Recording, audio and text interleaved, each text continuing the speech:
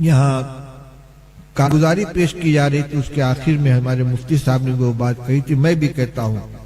یہ قادیانی ہمارے وطنی بھائی ہیں، ہمارے برادران وطن کے اندر شامل ہیں، یہ بھٹک گئے،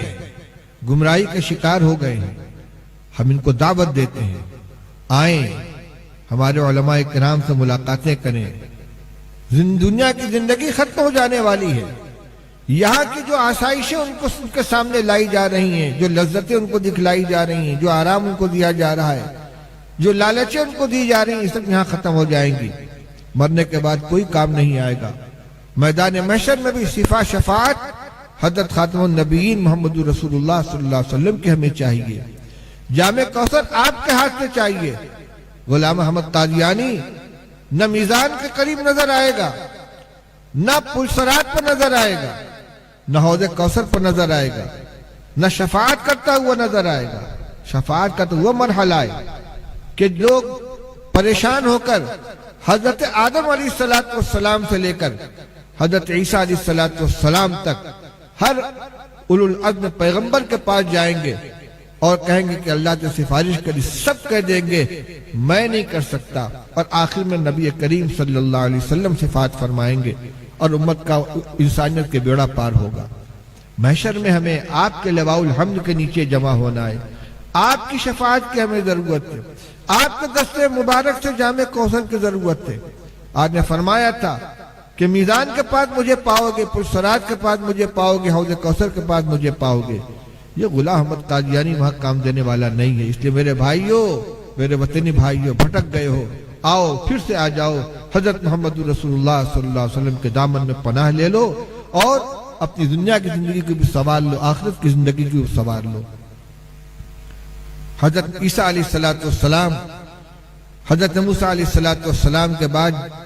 جب تشریف لائے ہیں تو انہوں نے کیا فرمایا تھا؟ میں بنی اسرائیل کی بھٹکی ہوئی بھیڑوں کو راہ پر لگانے کے لیے آیا ہوں۔ موسیٰ علیہ السلام اولو العزم پیغمبر تھے، ان کی امت بنی اسرائیل کی امت بہت بڑی امت ہے، لیکن وقت گزرنے کے ساتھ انہیں گمراہی آ گئی تھی، تو اللہ تعالیٰ نے حضرت عیسیٰ علیہ السلام کو جو بھیجا ہے، ان کا اصل کام کیا ہے؟